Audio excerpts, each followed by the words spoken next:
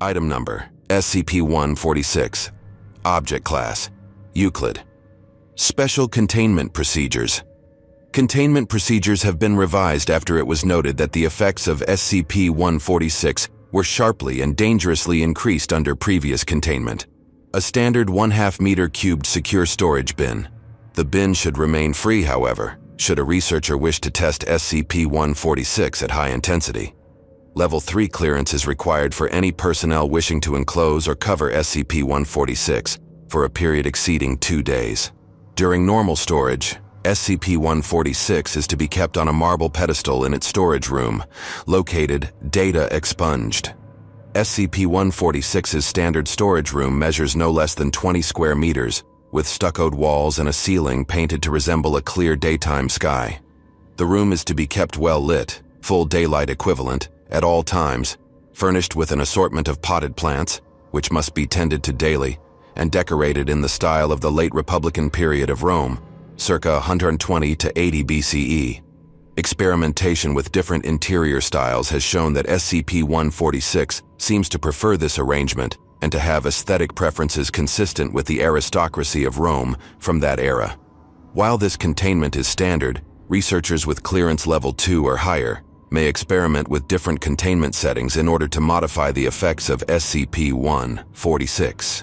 While SCP-146 is non-modal and therefore requires little security itself, personnel entering its containment area or handling it in any way must not make eye contact with SCP-146.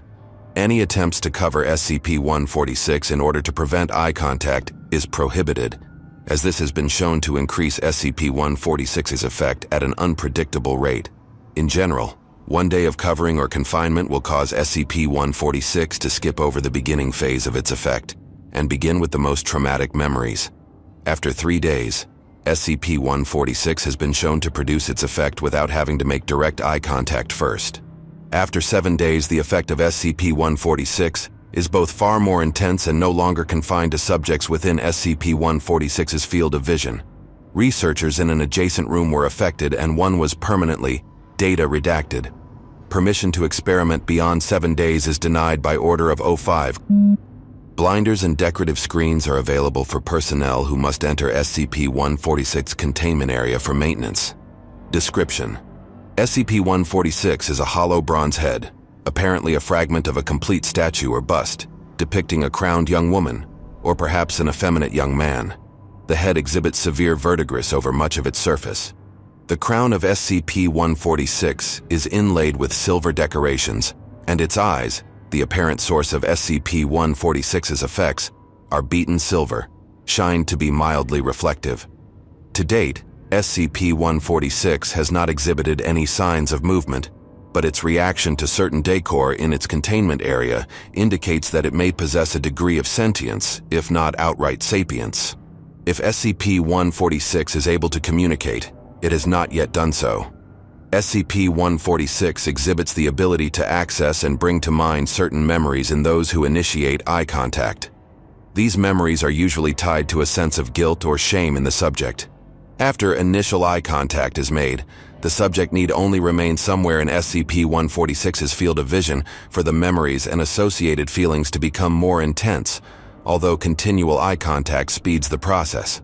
Upon initial eye contact with SCP-146, recent memories will begin to surface in the subject. For example, subjects who have ignored a friend in the hall or exceeded the speed limit will be reminded of these events and begin to feel mildly guilty, whether or not they would normally care about the event.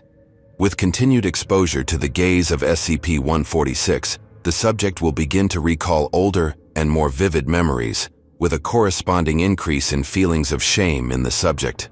Generally, after 30 minutes of exposure, the memories will move from being vivid recollections to intense hallucinations, with the subject unable to distinguish the past from the present or the imagined from the real. Subjects have been observed to regress in personality as well, particularly in cases where memories of childhood trauma have been brought up. Any test subjects exposed for over 30 minutes should be restrained both for their own safety and the safety of others. All subjects to date who have been exposed to SCP-146 for 60 minutes have completely retreated into their hallucinations. So far, No such subject has been restored to consciousness from this near catatonic state. Such subjects must be fed intravenously and are unresponsive to external stimuli, save for occasional murmurings consistent with their regression. It has also been noted that when subjects recall a shameful event, they will often feel compelled to make amends for their actions. This is not generally a problem in the case of minor offenses and has in some cases led to greater unity among the staff. However, problems arise when the subject cannot make amends, either because the offended party cannot be contacted or because the transgression is somehow irredeemable. Sometimes, the subject will put forth renewed positive efforts in order to balance out their guilt. However, in most such cases, subjects fall into a deep depression and/or turn to some form of self-punishment, including self-mutilation and suicide. Please see the attached experiment logs for detailed cases. SCP-146 was acquired from a Mr. of Birmingham, UK. Mr. had acquired SCP-146 during the estate sale of a renowned philanthropist, the late Lord of. It was purchased in a lot with a number of other artifacts for £. When Mr. began to experience SCP-146's effects, he began seeing a psychiatrist, Undercover Agent UA-3356G. Mr. was put into an institution, and SCP-146 was taken into Foundation custody. UA-3356G's notes on Mr. mental state are available for study by researchers of Level 2 or higher, filed as Document SCP-146-A. Experiment Log 1-4601. In order to calibrate a baseline for SCP-146's effects, a standard 4x4 meter interrogation room was divided in half by an opaque curtain. SCP-146 was placed on a table inside a protective plexiglass case in one half of the room. On the other side of the curtain, subject D044323 was restrained such that he was looking directly at SCP-146's position. Researchers maintained constant communication with the subject via intercom throughout the testing process. The curtain was dropped, causing the subject to look squarely into the eyes of SCP-146. The subject voiced immediate discomfort and closed his eyes, with an increase in heart rate of 15 BPM. With prompting, the subject related the memories he was recalling, beginning with minor breaches of behavior protocol. The subject then recalled several altercations with other prisoners before his being taken by the Foundation, including a particularly graphic description of data redacted. Researchers noted that as time went on, the subject became more cooperative and his speech patterns changed, resembling someone undergoing therapeutic hypnosis. After 15 minutes, the subject's speech had become slurred, and his EEG patterns showed similarities to someone experiencing vivid dreams. The subject entered into one half of a dialogue which culminated in his trying to break his restraints. After several minutes, the subject ceased thrashing and began to cry. The subject started begging, apparently to someone in his hallucination. "Stop. Take it back. Don't. I won't do it again. I'm sorry. I don't want to. Not again. Stop. Please."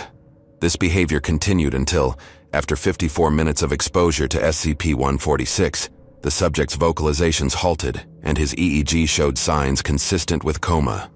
After an additional hour, no further effects were observed, and the subject was removed and euthanized. Post-mortem examination of his brain noted abnormal levels of and which neuropathologist Dr. described as indicative of data redacted. Note: at this point, SCP-146 was being kept along with the other artifacts purchased at auction because it was not yet known that the effect was confined to SCP-146 alone. I theorize that this containment approximated favorable containment and therefore kept SCP-146's effect at its base strength. Professor Skali. Experiment Log 1-4604. The first experiment conducted after it was determined that SCP-146 consisted only of the bronze head took place after SCP-146 had been moved to a standard 1/2 meter cubed storage bin, where it had remained for 2 days. Subject D044784 and SCP-146 were placed on opposite sides of a curtain in a standard interrogation room, as in previous experiments.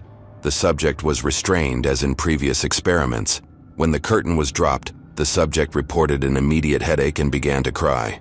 The subject's heart rate jumped to 180 BPM but then dropped rapidly to 40 BPM, and the subject lost consciousness. Medical personnel entered the room and began examining the subject, at which time the subject regained consciousness, her heart rate spiking to 175 BPM. The subject struggled violently against her restraints and was soon able to break the restraint on her right arm, severely damaging her own arm and hand in the process. Paramedic D was injured as the subject struck him in order to gain access to his first aid kit. The subject was able to grab a small scalpel and jam it into her own neck before guards could regain control. Medical staff administered first aid, but the subject died during emergency surgery due to blood loss. Note: after several similar incidents, it was determined that SCP-146's ability was affected by its containment. Anyone wishing to do further research must take this into account, as even brief accidental exposure could prove harmful. Professor Skali